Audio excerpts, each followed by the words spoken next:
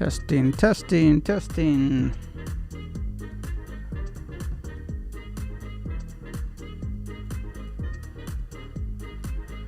Should be getting sound coming through, but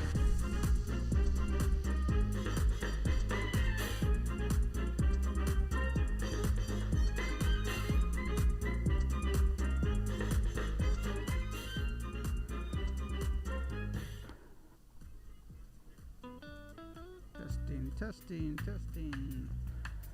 Are we hearing sound now?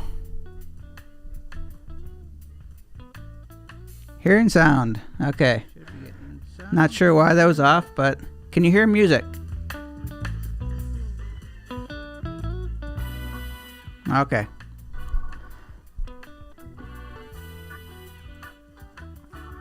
I'm not sure. I play with sound all day, so Murphy's Law. I'm getting back up. Hearing sound. Okay.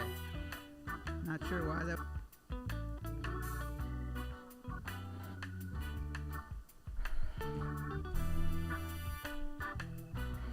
Alrighty. Play a little, switching some camera movements, testing the cameras.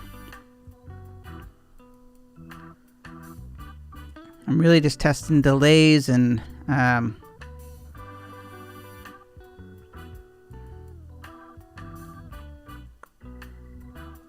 definitely a good delay going on.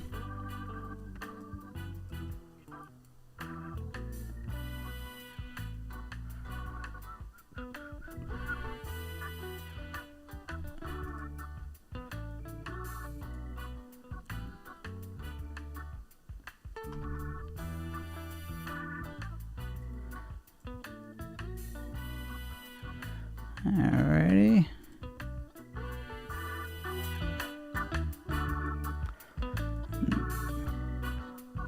The music was the substitute for my lack of interaction, but all will be good.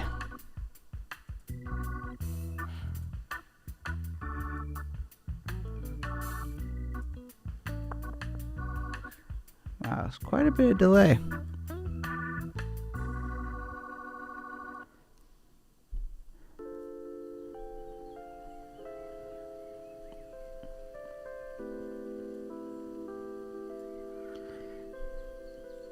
Yeah, I'm just using, this is my main camera here that I'm facing. This is a DSLR. And then I have a sort of a close-up view, if you can't see me close enough. And then I have a kind of a behind-the-scenes or overview look. This is a webcam. And then I just have my iPhone directly next to me here. That's going to be used, the iPhone's going to be used more for overhead shots, as I'm going to be doing I have some things planned where I'll be doing more kind of top-down stuff and showing like gear. I really want to do more gear or kind of setup stuff. I think some people are showing interest in learning what my setup is, and yeah, so the iPhone will probably serve as that. As I'm looking through things, though, man, the delay is pretty significant. So I got to work through that a little bit.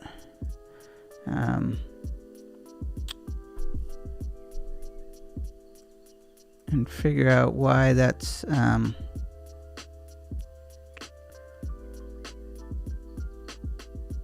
no, I am using Ecamm Live. I do have Wirecast.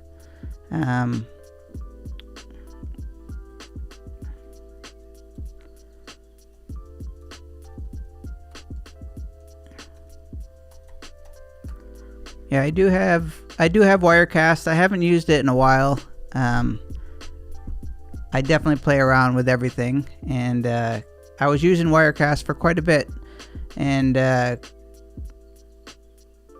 in the day, and Ecamm Live is hard to beat. I've had it for a long time and didn't use it all that much, and now I'm finding my way back into it, and man, it's such a great program.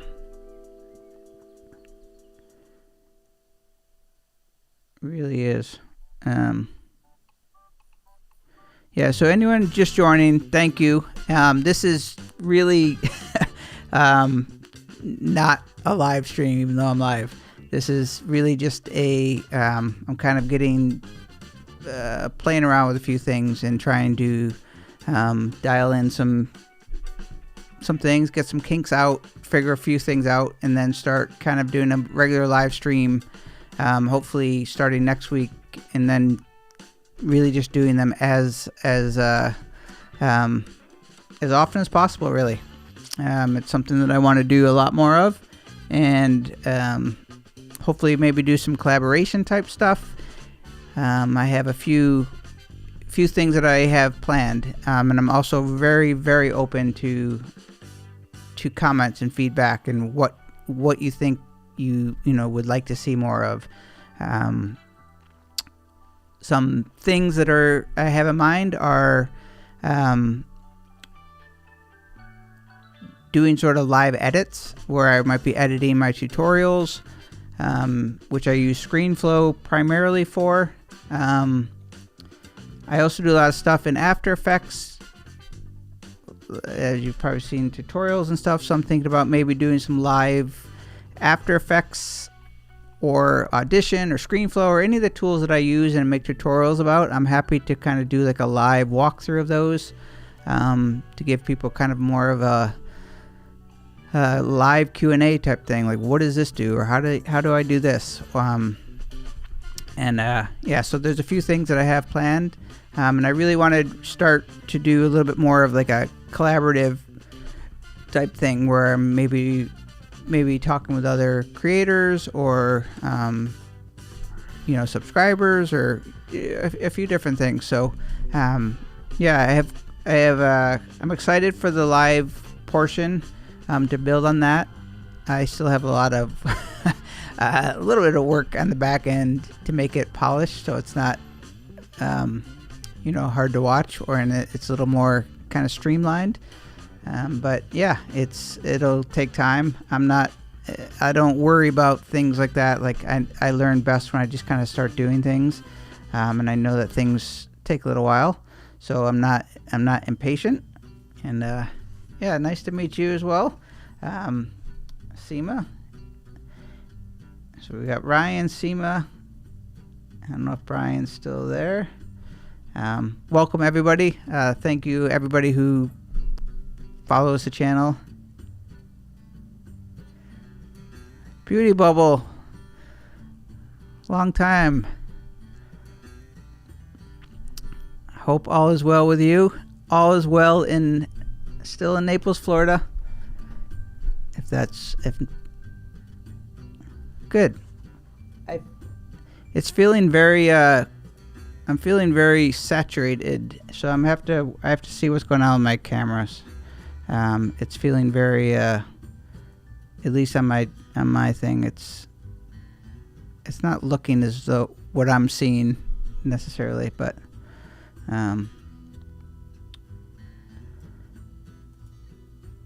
that's what these things are for. That's why I put test mode in the thing, so it's like beta mode. I can go beta as long as I keep making mistakes, and then once I get out of beta mode, then I'll lose my excuses. Maria Mexico. I was working on my Spanish last year. I was in Spain for a couple months last year, trying to get my Spanish up to par. I don't think I can do Spanish tutorials quite yet, but thank you, Ryan, for coming by. Yeah, this is going to be a short one today because I am really, again, I'm sort of feeling out the things that I need to kind of build up and prepare for kind of doing a more live presentation type thing where it's going to be helpful versus fumbling around. But Seema, where are you from? Is that...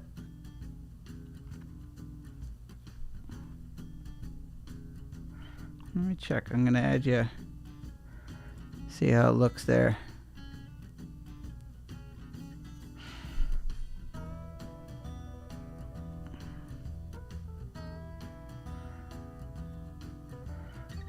I'm playing with some of the eCam features. Let's see what I got here.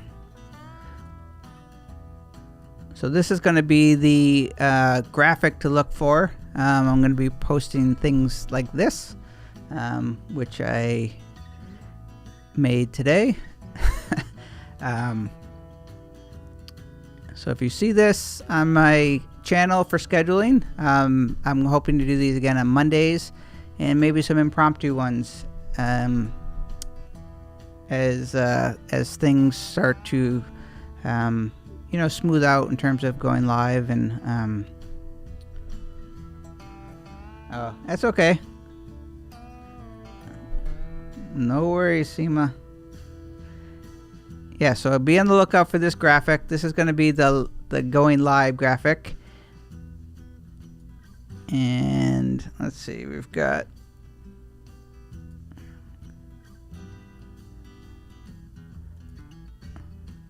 You may see this. So we've got...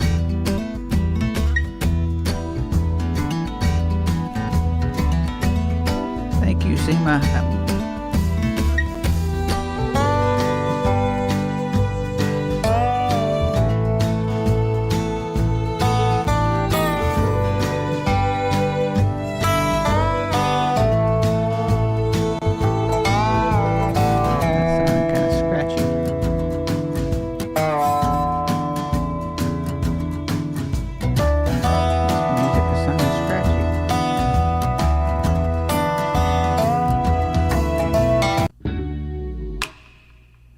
Sure why.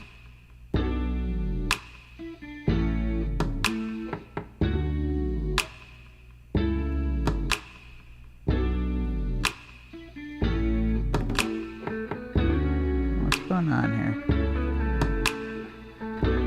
I'm not sure why it's coming in.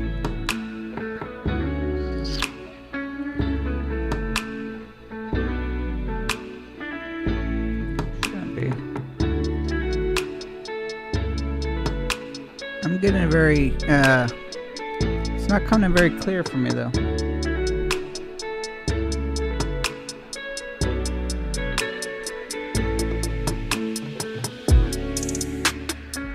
Let's see what we got here.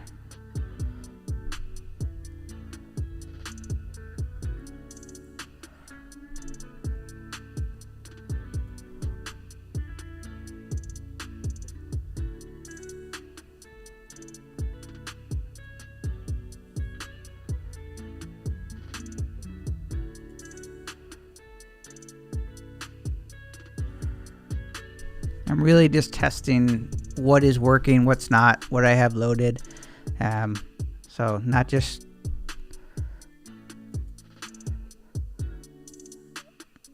not really randomly doing this, but more seeing what's going on, seeing what's working.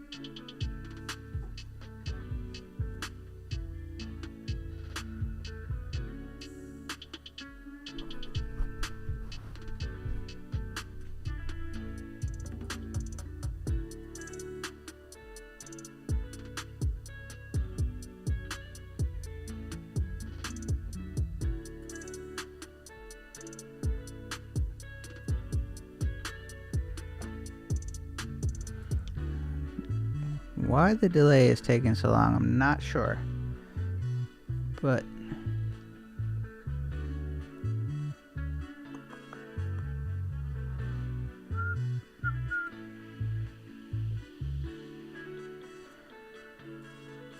wow, that's quite a bit of delay.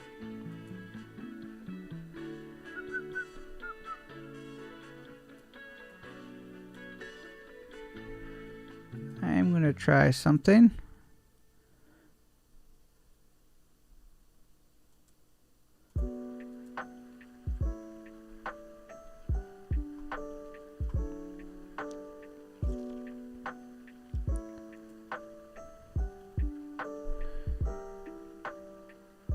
So if anyone's joined that's new, the whole point of this right now is really just I'm testing.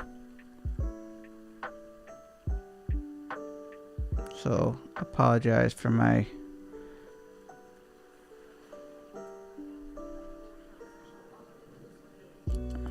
sort of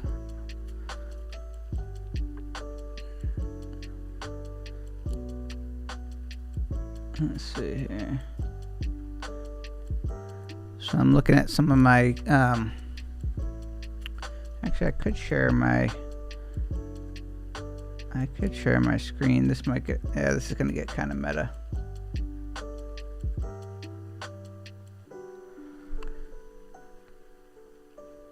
So my bandwidth is 6.2. This doesn't feel like very much, so I shouldn't be getting this. I should be having much problems.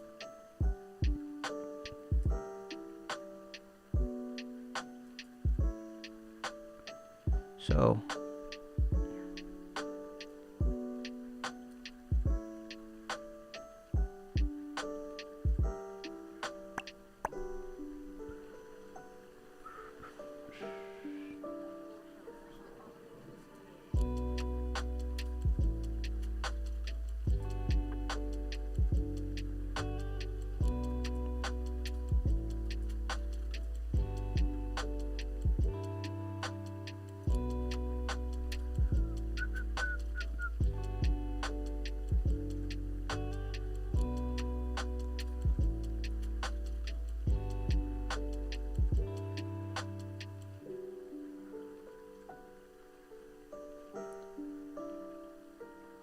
this could get a little weird.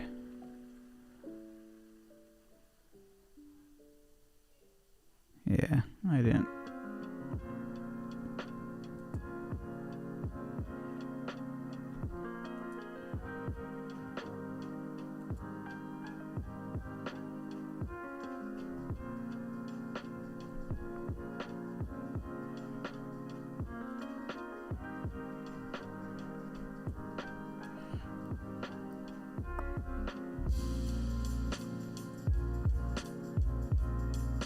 So this is what I see on my screen.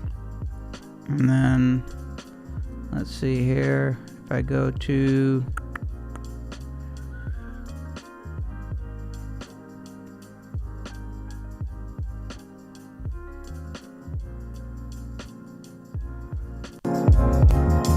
should be seeing everything right now.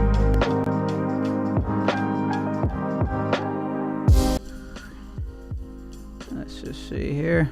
Hi, Ross.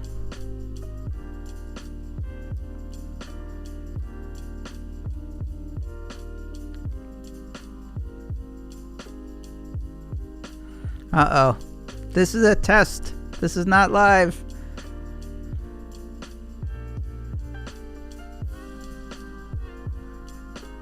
This is a bad test.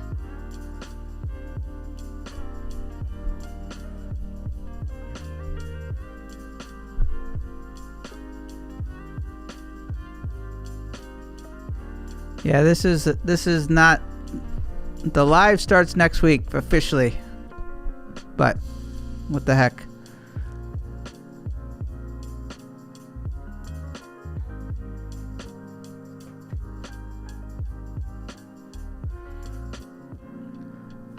I'm kind of monitoring and seeing how far the delays are, and it's pretty significant.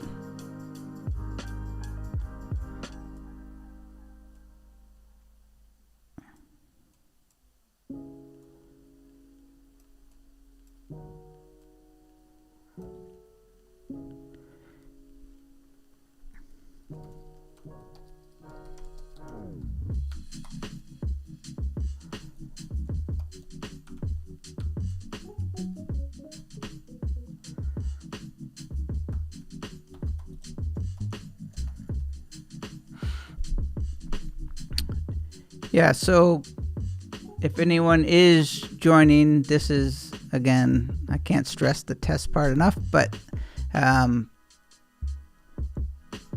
this is going to be kind of a new regular scheduled series every Monday, 9 p.m. Eastern Time. And I have a few things planned, but the majority of it's going to be,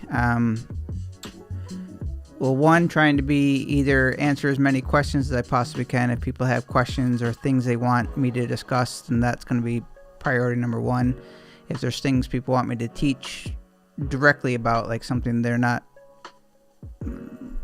want to focus more on, I'll definitely go deep dive on any topic. But if I don't get the direct questions or something that I can really relate to, I will I'm basically going to do either live tutorials or live, like how I edit my tutorials, how I make stuff, things that I think are going to be helpful to see other people, to see how I do things, try to turn that into a teaching moment. It's going to be a little bit tricky with some of the stuff, since editing video while making video is always very confusing. Not confusing, but I can tell you over years of teaching Screenflow, the meta problem of zooming out and teaching while you're recording can be sometimes a bit of a challenge. But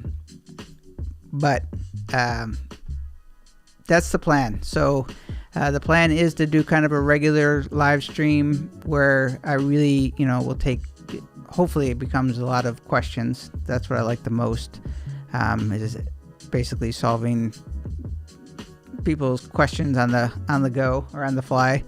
But yeah, if there's not enough like live Q&A interaction, then I'm just going to start finding things to share and teach live. So okay, so Screenflow Final Cut, and let's see this. So after using a program like Screenflow that is fast, do you ever get frustrated with more complex programs like Premiere, After Effects, and Final Cut? Wow, what a great question.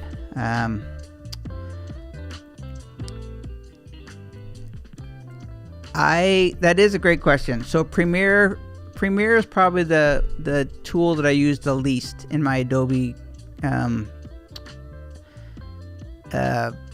arsenal or toolbox, if you will. And there was a moment where I really knew Premiere pretty well, but I find that to be the thing that the more clunky for me, in terms of like going fast. After Effects I find very fast. I don't struggle with After Effects. I do struggle when I'm working with audio in After Effects, but in terms of just the interface and moving around, I find it to be pretty quick. I do think like rendering and previewing stuff can get a little bit slow, but After Effects is the program that I want to probably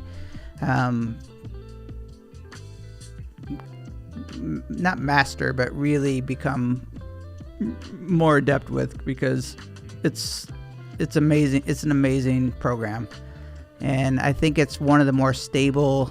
I wish all the Adobe programs worked the way that I feel like After Effects is one of the more intuitive programs in the Adobe suite. Photoshop is the one that I know the best because I've been using it for so long, but After Effects is the one that it just has an intuitive nature to me. It reminds me a lot of Photoshop, but it's much more fun. And then Screenflow is very fast. If I just want to get in and out, I mean, Screenflow, you can't get any easier than that for me. So that's the one that I can.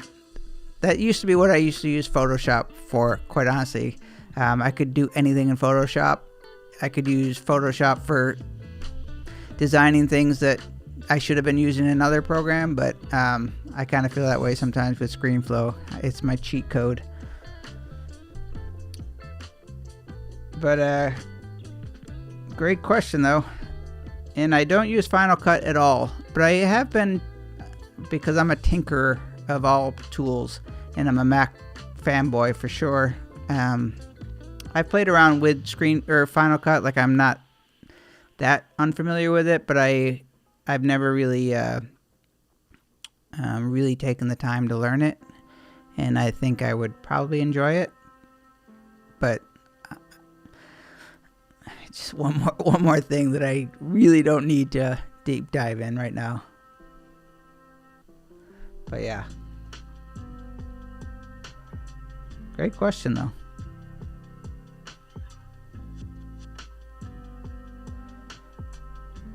Yeah, so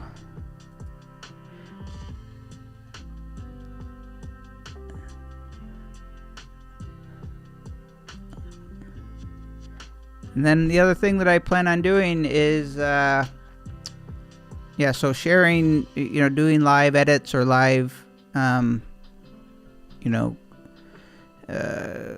of, I wouldn't say presentations, but showing how I do things is something. But equals.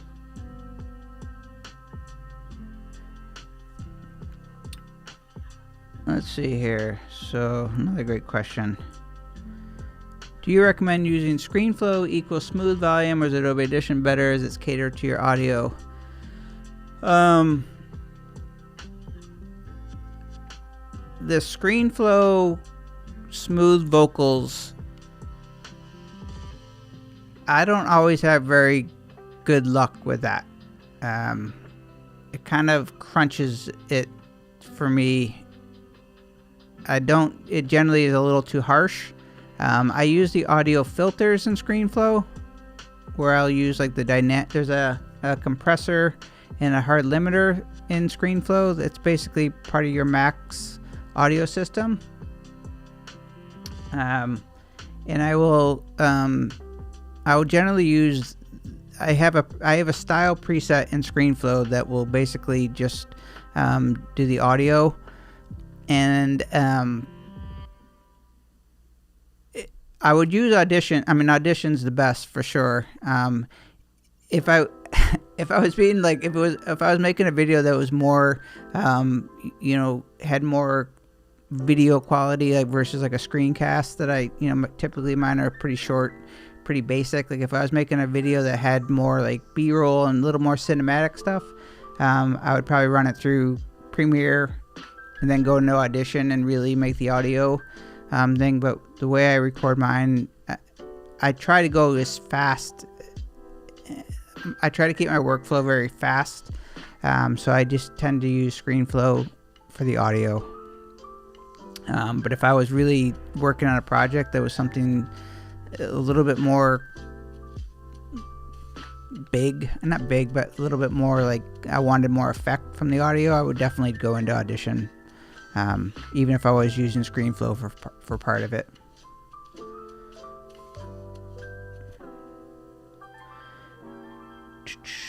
Russ, are you using Screenflow on an Intel or M1 Mac? I am now using I have a 2021 14-inch MacBook M1 Max that I just got in I think December. Yeah, I ordered it, and I want to say in like October. It took like 8 weeks or so for to get it. But yeah, so I'm now using the M1 Max, and I had a 2012 MacBook Pro, the first SSD MacBooks.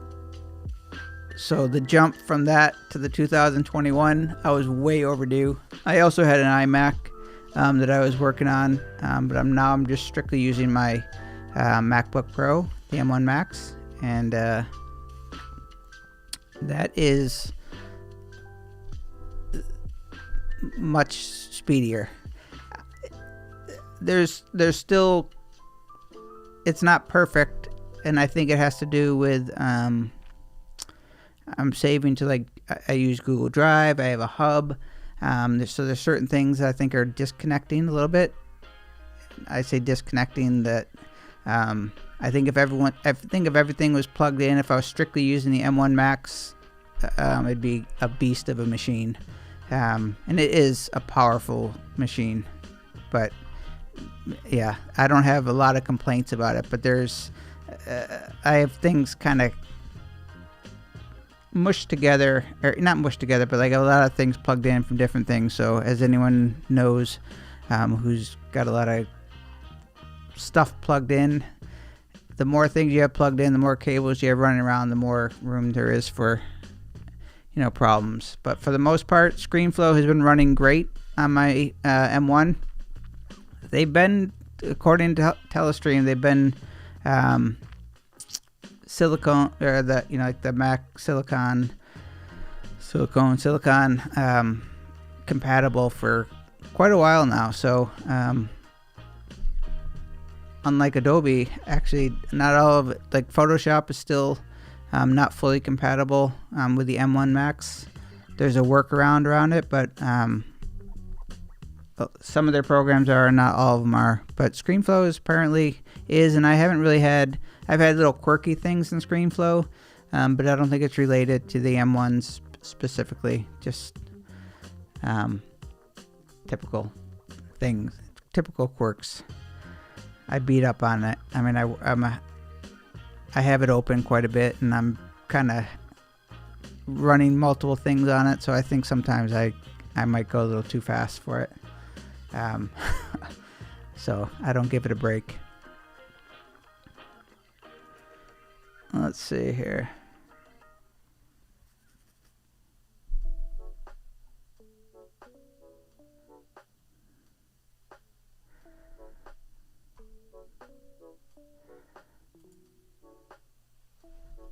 Screenflow, Final Cut, and Photoshop. What are the positive side effects of running a tutorial education-based channel for years?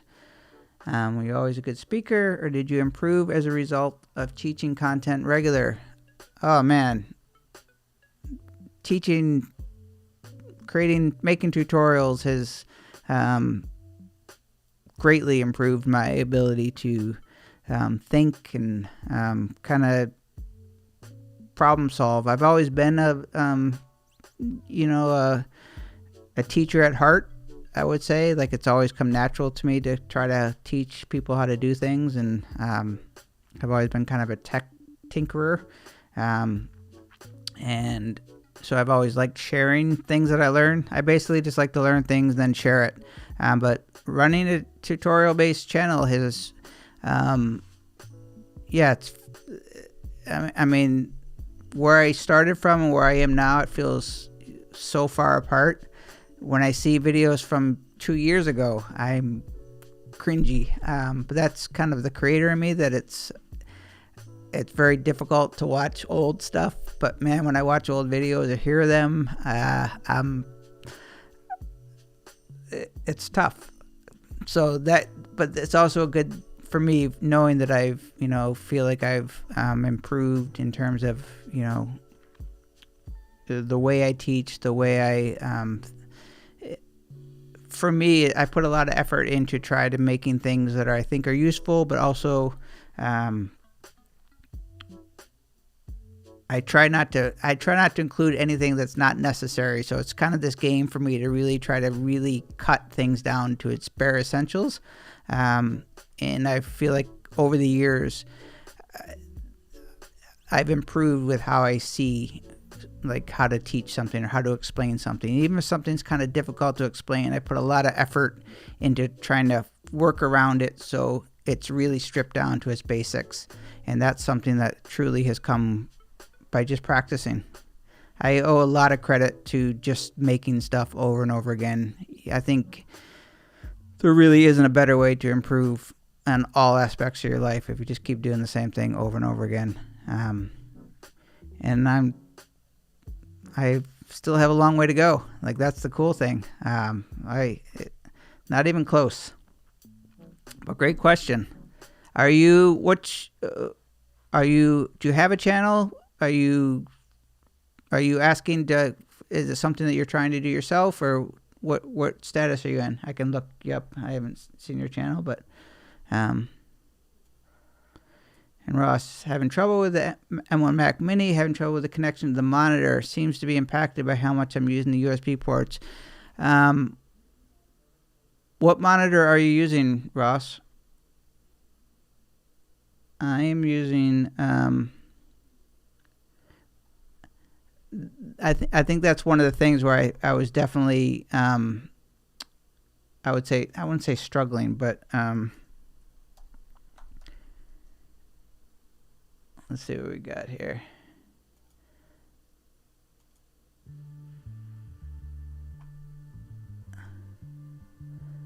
I'm not sure what kind of music we're going to hear here, but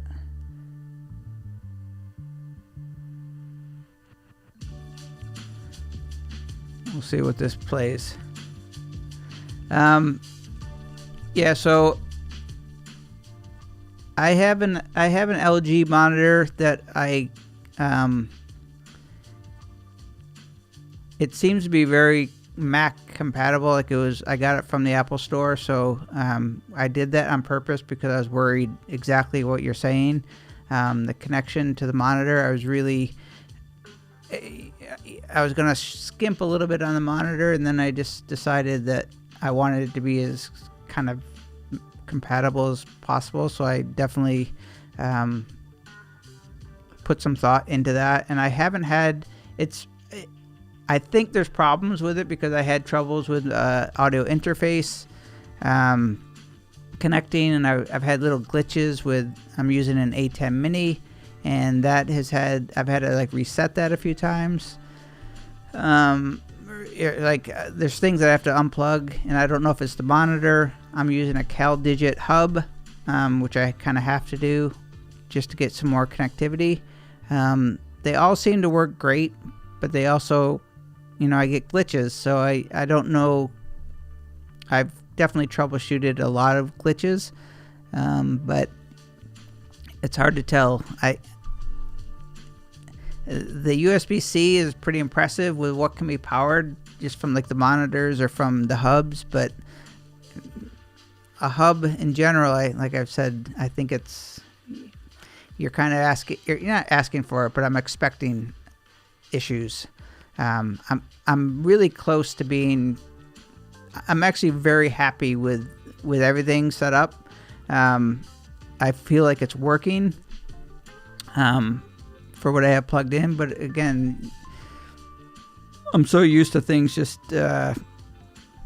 either not working for a little bit or glitching out a little bit, and I always blame that on the hubs or just the different connections. But I'd be curious to know, Ross, what monitor you're using or what hub are you using. I went with the CalDigit hub. It was super expensive. I think it was like a COVID upcharge because the one I wanted was not available, and then I got kind of one of their ones, but I feel like it works well. So I'm feeling pretty trustworthy with my hubs and the monitor right now. But it's such a game we play. Yeah, so I have the LG too.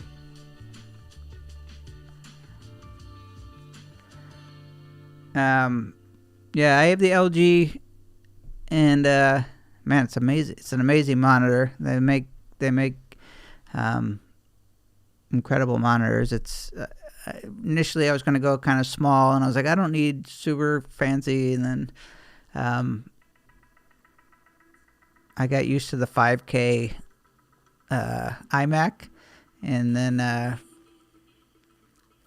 and when I'm making tutorials, I can't, I want the high quality. Like, I want the good, sharp visuals. I want to be able to zoom in and zoom out and have sharp, crisp tutorials. And I figured, I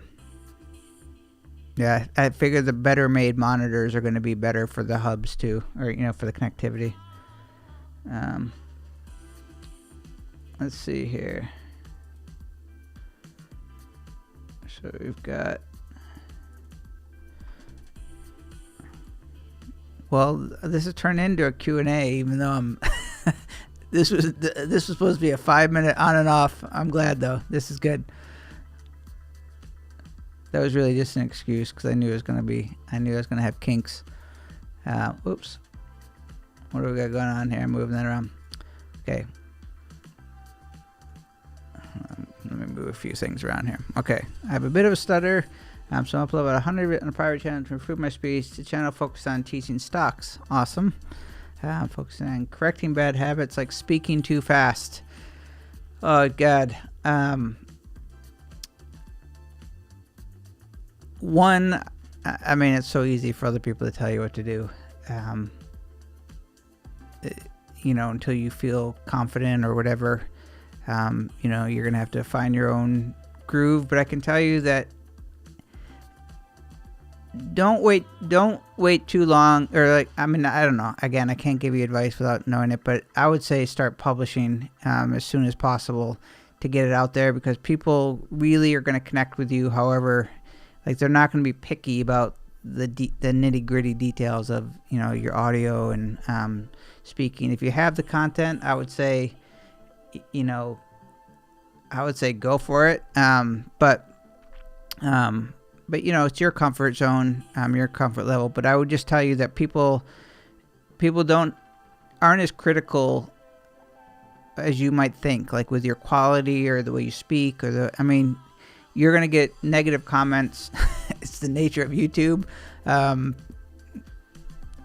They roll right off me now. I mean, like, there's trolls, there's people that are not nice in general, but not an overwhelming amount. I don't get a lot of negative comments. I did for a while, and I can definitely tell you the speaking too fast.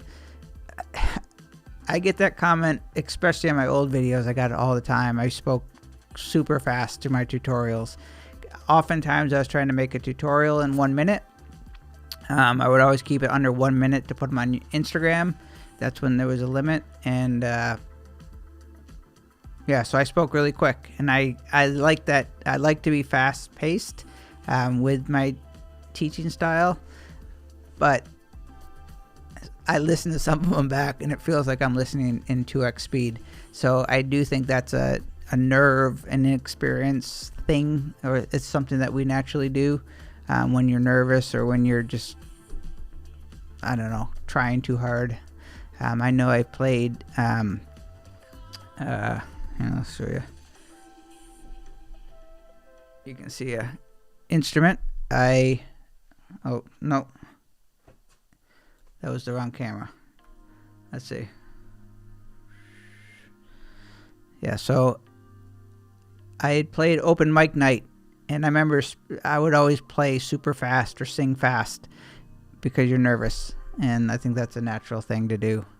But I can tell you that if you're concerned about, like, uploading until they're really dialed in and perfect, I could tell you that, you know, again, I can't, it's easy to give other people advice when you're not in the shoes, but people are not as critical. They're really just putting the stuff out there is more important than worrying about what people are going to think about, you know, things. It doesn't matter, and people are not as critical about the things that we think they are. So, very common in podcasting. I've helped a lot of podcasters over the years, and that's the number one fear. People are so worried about their voice. They hate their voice. They don't like the sound. They think they're practicing until they get good enough to go live, and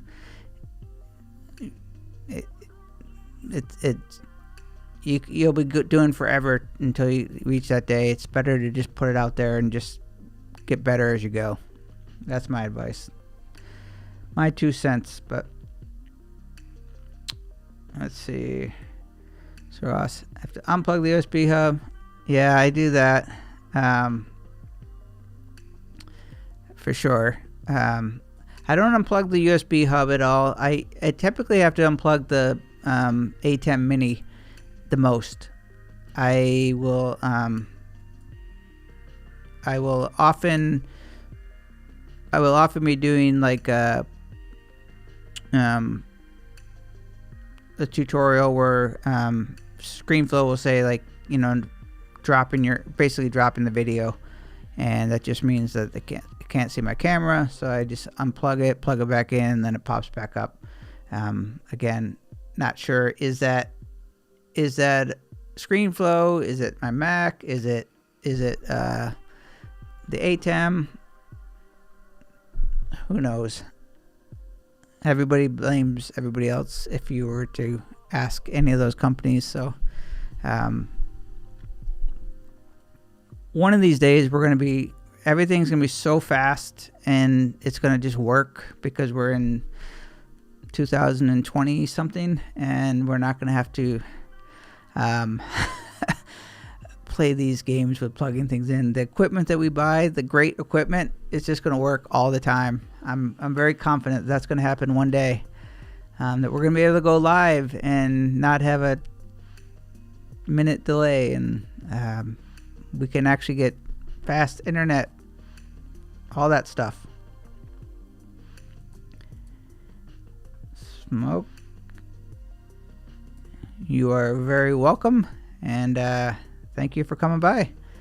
Thanks for watching, and thank you all subscribers and watchers, and I very much appreciate it.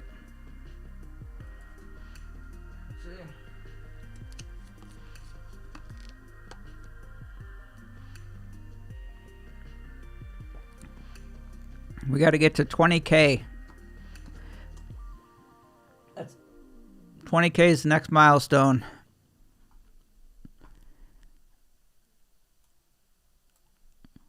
But for the 17.9, I thank all of you.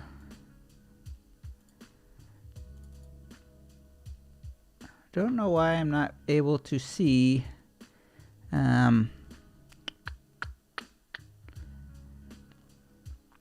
I don't know why I'm not able to see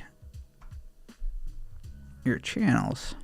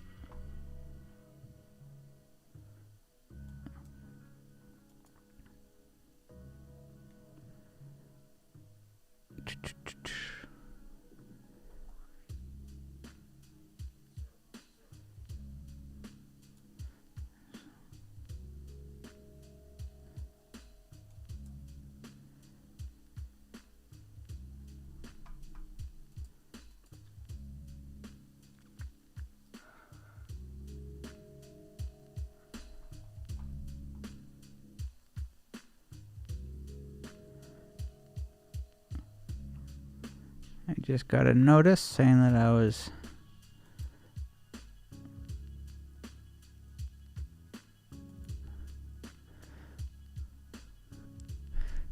Beauty Bubble has all the answers all the time. That's how behind the times I am. That's a feature I'd like to get back.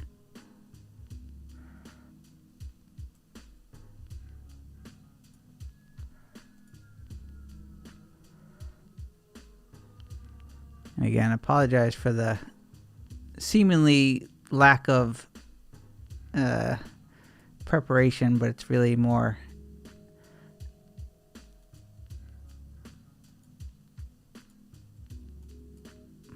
I'm more experimenting behind the scenes here.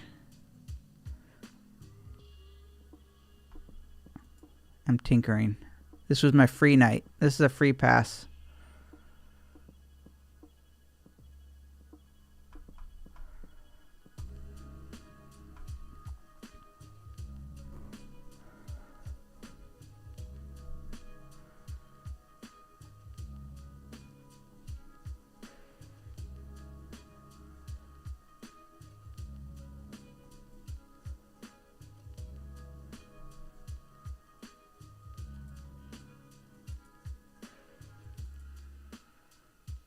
I wonder.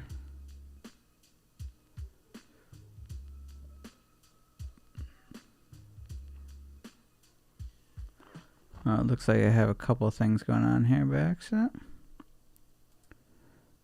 Sorry about that.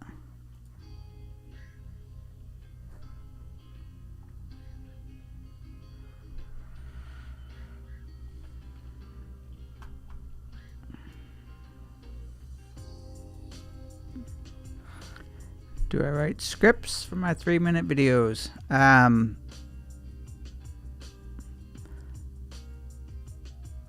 I wish I could say that I did them in one take and I didn't do any editing, but that would be false. I do not script them though. I generally do them. I script as I go, sort of, if you will. I edit as I go, I would say. I record and edit. It's kind of hard to explain, I guess. If it's one, I don't think that's one take, but it kind of is a one take, really, because I just keep going until I get it right, and then I just make my way through the video. I don't always get the whole thing right, but I generally try to get each thing right as I'm going, and I can generally get a good sense if I've covered everything, or I do cover everything as I'm going. And if I realize that I didn't get to something, then I will add back in. But for the most part, I am recording and editing in my head, knowing that like it's going, because I typically will do one. My videos are generally focused on one thing, so I know there's a start and an end to that solution or that that tutorial. So I make sure that I cover everything. And if I'm watching the video and I realize that I really missed this point, I really got to go back, then I'll go back and record it. But usually when I'm done with the editing or with the recording, at that point I'm just going into Screenflow and I'm really just giving it, like, I would say my editing is where I do the majority of the teaching in my head. I tried to make the tutorials move in a way that makes it easy to follow. So I know when I first started, and here's a tip for you, as you're sort of building out your things. When I look back at my early videos, it's so noticeable, but the zooming in and the zooming out is really distracting, and that's something that's super easy to do, I think, because you want to like focus in a point, but then you got to zoom back out, and if you keep moving in and out, it becomes jarring for the people watching. So I'm very conscious of trying to zoom in and try to highlight a part of the screen. But I do, that part of the editing is really where I work the hardest to try to make it like easy for somebody to watch it and learn from the way that I'm actually like positioning or zooming in or making things bigger.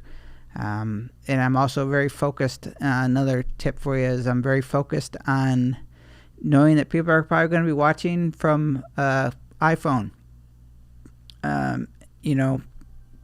which makes it very difficult, because if you're, talking about something that you really need to show the whole interface, you're not going to see it very well. But I'm very conscious of trying to zoom in and make it like visible. If somebody was watching it on their phone, they will be able to see what I'm talking about. So that's where the editing really comes in. I'm not editing like the take or the dialogue or the screencast necessarily. I'm editing the actual presentation part of it. Hopefully that makes sense. And then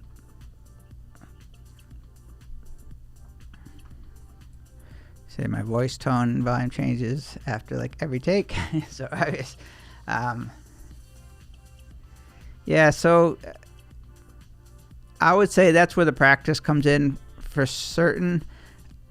I have the repetition and the consistency that I've been doing has just made it so it's like second nature for me. I know every video to me is like I roughly know when I'm at like the certain amount. I know like I have such a repetition of it that it's becoming second nature. So that comes definitely with just practice. So the voice tone and all that stuff, like that's just natural. You'll get there. And yeah, just keep recording though. Like just you can go, you can have a 20-minute video. I don't like editing super long videos. Like I'm super efficient because I don't really want a super long timeline. That's the reality for me. Is I like things to be fast. Like when I'm done recording, I want to go through a video, and I mean it used to take me hours and hours to do a 1 minute, 2 minute tutorial. I'm not gonna lie, like it took me a long time, and now I can, if I'm done recording, I can zoom in and get a video edited, and I don't even know how long, but it's a lot faster. And it does depend on, a lot depends on what I'm teaching or what program I'm teaching, because sometimes it's like really hard to show the whole screen and zoom in different parts. Like it gets kind of weird. That's a nuance thing that probably only affects me. But all good stuff though. Look at this, over an hour test run.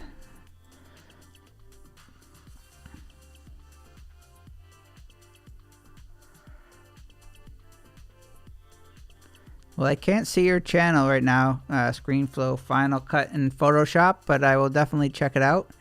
If you have videos up there. I know you were putting them in private right now, but and always feel free, everybody, to ask me if something you're not sure about, something you're kind of struggling with, the program that you're having trouble with. I have a whole new series planned on Audition. I'm going to kind of redo a revamp of Screenflow. I have a Screenflow class that I've been building for what seems to be an eternity that I can't seem to finish. And After Effects are going to be the kind of trifecta, I would say. For sure, After Effects, I'm going to be going much, not heavier, but it seems to be something that people are really trying to learn. I get a lot of feedback about it, and I know people are really excited, or I think people are really trying to learn After Effects with today's content creation, path animation, and being able to make things move is, I think, a lot of people's, to-do list to learn After Effects. And I have a long way to go to be, good at After Effects, but man, do I love it. That's something that I want to get very good at.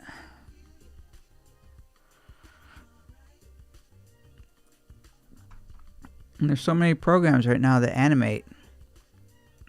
I feel like I can animate now on about 20 different programs, and After Effects is probably the hardest. I don't know why. For some reason, I'm a glutton for the punishment, but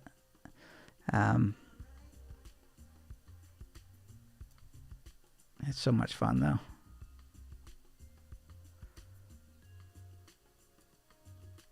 Well, I'm going to wrap this up because I feel as though I'm just rambling, and I'm getting an idea of what I need to do on the back end here. And I am going to try to, moving forward, try to get a little bit of a pre-scheduled topic, or just maybe feel like what's going on for the week and see what would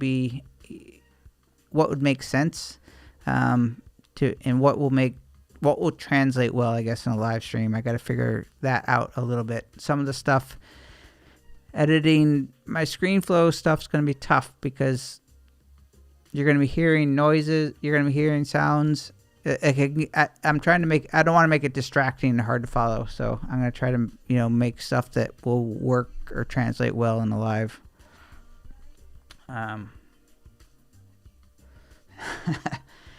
Yeah, Screenflow, they don't update every day like every other program. On one part, I can't say that I'm not happy about that. There are some programs where I feel like I can't open it without an update being available, which, I give them credit for being on top of their game. But I also would love to open a few programs without having an update. Have to shut basically every program that you have to restart every time you open it. That becomes a little bit annoying. And Screenflow is pretty much when there's a problem, when there's a bug, and then big releases like once a year. It seems like they do, I think maybe 1 or 2 times in between the big ones. And then the big ones, the big updates, I feel like I feel like it keeps getting kind of more stable, but they don't seem to change a whole lot in terms of feature-wise. There's a lot of things that I would love for Screenflow to just make more exciting, make more features. I feel like they've had the same feature set since the beginning. They just kind of keep making the UI a little bit more fancier, a little bit nicer, and it is getting nicer, and I like it. It does what it needs to do, but I wish it was a little bit more advanced, or I feel like it hasn't caught up to the time in terms of features that would make making screencasts better. Like I used Camtasia for years, and I still think Camtasia is better in terms of features. I wouldn't say features, but just making animations and zooming in and things like that. It's so much easier to do a lot of things like that. Now Screenflow is second nature to me, so it's not that hard, but I wish they would just put some of those little easy to use like animations and but maybe one of these big releases they'll really surprise everybody and come out with some stuff. But for the most part, Screenflow, it's a workhorse for me. I use it every day, a lot of the day, and it's one of the programs that I actually kind of rely on, and it does work. It's stable. I do think people have problems, and I even have problems. There's things that I have problems with that I forgot they're even problems because I'm so used to just kind of working around them, but I can't complain about it. I wish I could add some features or things that I want, but maybe they know more than I do. Maybe I'm the only one that wants it. They don't reach out to me and ask, but if they did, I have a long laundry list of things.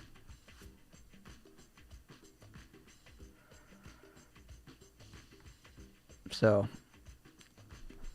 anyways, thanks for coming by. Thanks for for everyone who asked questions. I super appreciate it. I super appreciate everybody coming and watching the channel in general. And I'm excited for kind of where I hope this goes. I think it's going to take a little time before it kind of builds some momentum, but I do have some hopes, I would say, or I'm optimistic about a few things that I think would be pretty cool, and I think they'll be beneficial to everybody and enjoyable, and hopefully it teaches people a few things along the way. So thank you, everybody. Thank you, and Have a great week ahead. And yeah, we'll see you shortly. And if you're watching my channel, I think I have a good video coming out tomorrow. I think one that I have a couple in the hopper that I like. I feel like I like. Let me see what tomorrow's video is. I'll tell you right now if I like it or not. Some videos I think are good. Well, the videos that I like, it doesn't matter if, that's another tip for you. It doesn't matter if you like the video. It's people will tell you if they like it or not.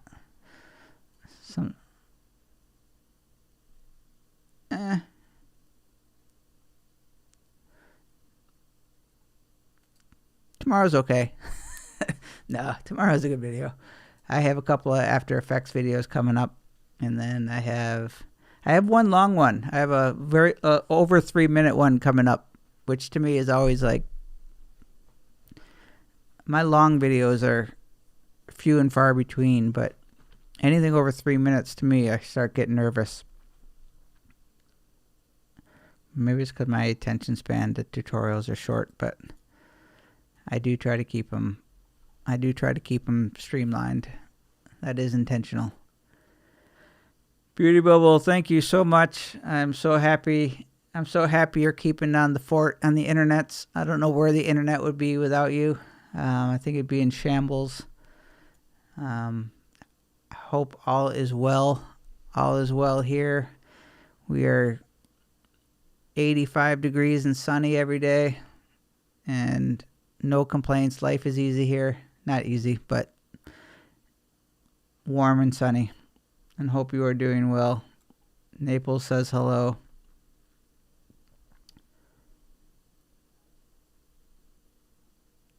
Yeah, for a 5-minute test. For a 5-minute test, this one as well as expected. Little over 5 minutes that I planned on, or I thought 10 maybe at the most, but yeah. And hopefully it picks up some steam and it turns out to be a fun thing. And I don't know what happened to my music, so that must be the clue to head on out. So